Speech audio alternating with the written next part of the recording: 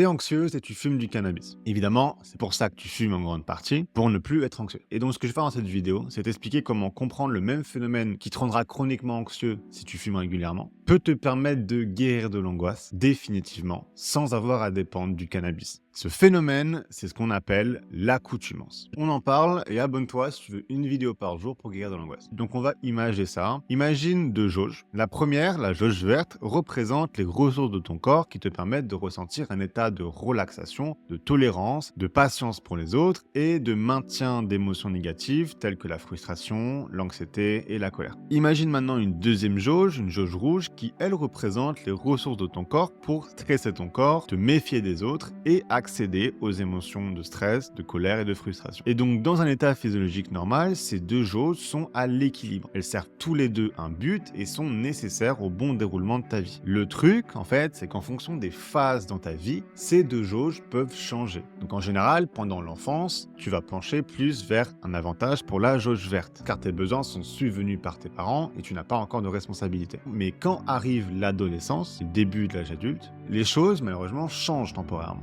On va souvent se retrouver avec un avantage pour la jaune rouge parce que la vie devient intrinsèquement plus stressante. Et pour mille et une raisons, ça paraît logique, je vais pas m'étaler là-dessus. Et c'est ça en fait pousse certaines personnes qui ne tolèrent pas justement cette phase stressante de trouver refuge dans des drogues anxiolytiques comme l'alcool et plus spécifiquement le cannabis. Parce qu'en fait, la substance active du cannabis, donc le tétrahydrocannabinol, le THC, va agir comme un supplément artificiel à ta jauge verte. Donc sous effet de cannabis, tu ressens justement un effet opposé à toutes ces émotions que tu fuis. Et donc si ça s'arrêterait là, ça serait super cool, problème réglé. Malheureusement, il y a un petit détail du corps humain, c'est que le cerveau humain finit toujours par s'adapter aux effets d'apport extérieur et va tendre vers toujours trouver un équilibre. Et donc quand ton corps remarque la présence d'un excès de molécules neurotransmetteurs à effet positif dans tes synapses, comme le L-glutamate, la noradrénaline, la dopamine, la 5-HT et l'acétylcholine, dont la présence est artificiellement augmentée par la consommation de cannabis, et bien tout ça, qu'est-ce qu'il va faire celui-là? Il va condamner au fil du temps de plus en plus de récepteurs synaptiques de ces neurotransmetteurs pour limiter leur effet, ce qui va en fait se traduire par une diminution de la partie naturelle de la jauge verte. Et donc tu remarqueras le phénomène d'accoutumance où tu auras besoin de plus en plus de quantité pour ressentir les mêmes effets. Sauf que ça va continuer et continuer et continuer au point où il faudra consommer toujours plus, non pas pour te sentir à l'équilibre, mais pour fuir ton état désormais naturel, qui lui, du coup, tend vers les effets contraires à celui du cannabis, et donc toutes ces émotions que tu fuis. Et tu auras à ce moment-là atteint l'état de dépendance. Ton état par défaut sera devenu celui que tu essayais de fuir. Il est là le vrai danger du cannabis. Mais bon, t'inquiète pas, parce